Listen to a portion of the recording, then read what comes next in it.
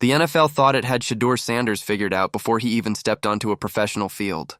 To the critics, he was just another nepo baby, a spoiled kid riding the coattails of his famous father, Coach Prime.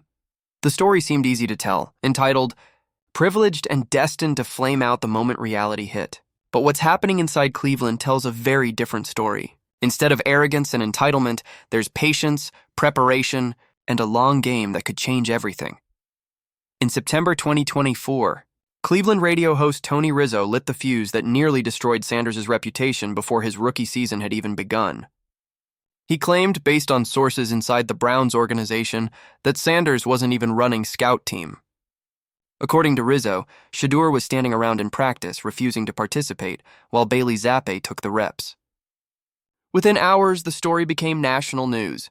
ESPN, Fox Sports, and countless podcasts amplified the claim. Social media had a field day. The word nepo baby trended for days. Analysts and fans mocked him, saying he thought he was too good for the grunt work. Former quarterback Alex Smith questioned his intelligence on television. Popular YouTubers roasted him in 20-minute segments. The narrative was set. Shadur Sanders was the problem child of the NFL, except none of it was true. When Cleveland.com finally sat Sanders down for an interview, the truth unraveled the entire storyline. Far from refusing to practice, he was embracing scout team with an enthusiasm few rookies had ever shown. In fact, he described it as 6 games a week, a chance to test himself daily against one of the league's best defenses. He wasn't sulking or demanding special treatment. He was smiling, joking about potentially being sacked by Myles Garrett, and praising the practice squad receivers he worked with every day. These weren't empty words. He named players, called them explosive, and insisted they were future stars if given the opportunity. That wasn't arrogance. That was a quarterback building trust and chemistry with teammates most fans didn't even know existed. Browns quarterback coach Bill Musgrave confirmed Sanders' version immediately, saying every quarterback was getting reps. Rizzo's story was either outdated, misinformed, or deliberately twisted. But by then, the damage was already done. Millions still believed Sanders had refused to do the work. The lie had circled the globe while the truth was still tying its shoes, and yet Sanders never flinched. While critics attacked his character, he leaned into the grind.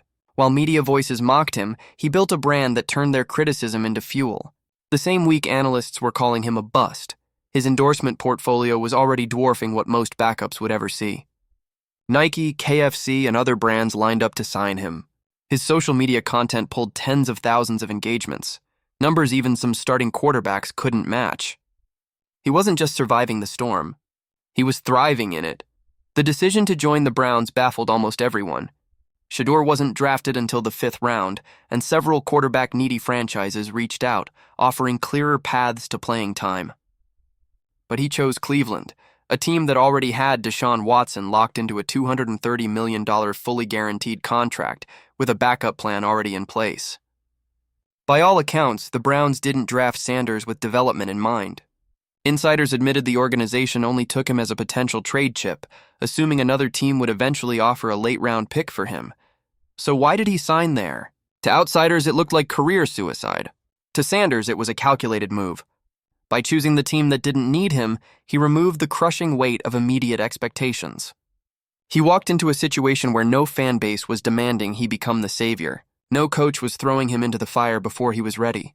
Instead, he gained the freedom to develop at his own pace, practicing daily against an elite defense, all while building his off-field empire in one of the NFL's most passionate markets. And then there was the hidden connection. Bill Musgrave, the Browns quarterback coach, wasn't just another NFL assistant. He was Deion Sanders' teammate during his Super Bowl days in San Francisco and Dallas. Back then, Musgrave was a backup quarterback buried on the depth chart, grinding day after day without recognition. In one Super Bowl blowout, Deion himself had lobbied the coaching staff to give Musgrave a chance to take the field. It was a small gesture, but one Musgrave never forgot. Decades later, that same quarterback was now responsible for coaching Deion's son. Sanders didn't stumble into Cleveland by accident. He and his father knew exactly who would be guiding his development. Musgrave began mentoring Sanders in ways that went beyond mechanics. He taught him how to stay ready without playing, how to use practice reps as learning opportunities, and how to transform an unwanted situation into an advantage. He shared stories about Dayon's work ethic behind the scenes, offering a blueprint for success that only someone who had lived through it could provide. In many ways, Musgrave became a bridge between Dayon's glory days and Shedur's future. Meanwhile, the media kept swinging. They called him entitled, mocked him for his choice of team, and dismissed him as a product of hype. But every attack seemed to make him stronger. When they labeled him a nepo baby, he responded by talking about proving himself right, not proving others wrong. When they doubted his work ethic, he posted videos of 5 a.m. workouts with practice squad players. When they claimed he was bitter about being third string, he laughed in interviews and talked about treating every day like game day. His teammates noticed. Receivers praised his energy on scout team. Coaches pointed to his preparation. Even media members who had roasted him quietly admitted his interviews generated record engagement. The irony was undeniable. The same reporters who mocked him were profiting from his presence.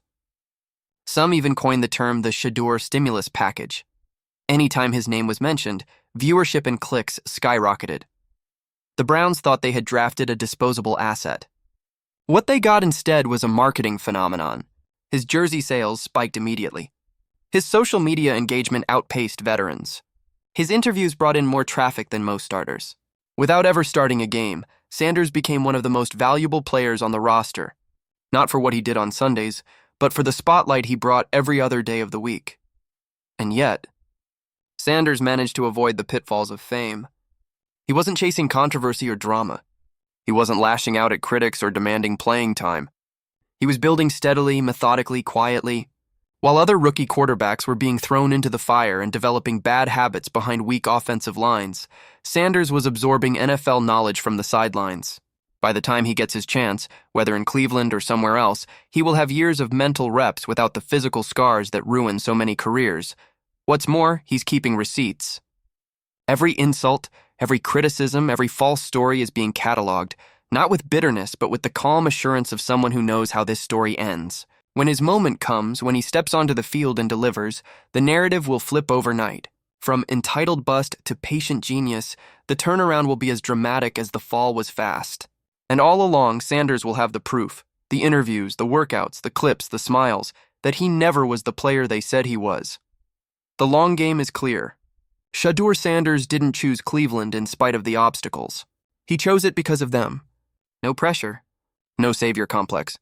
Just the perfect environment to grow, to learn, and to build a brand powerful enough to outshine his critics.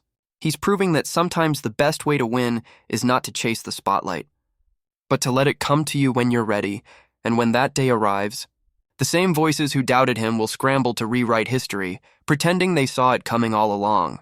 But Raider Nation, Browns fans, and football fans everywhere will know the truth. Shadur Sanders wasn't waiting for opportunity. He was creating it. If you believe Shadur Sanders is playing the long game perfectly, let us know your thoughts in the comments. Do you think he made the right move by choosing Cleveland? How soon will we see him starting in the NFL? Don't forget to like this video, subscribe to the channel, and hit that notification bell so you never miss the next chapter of this incredible story.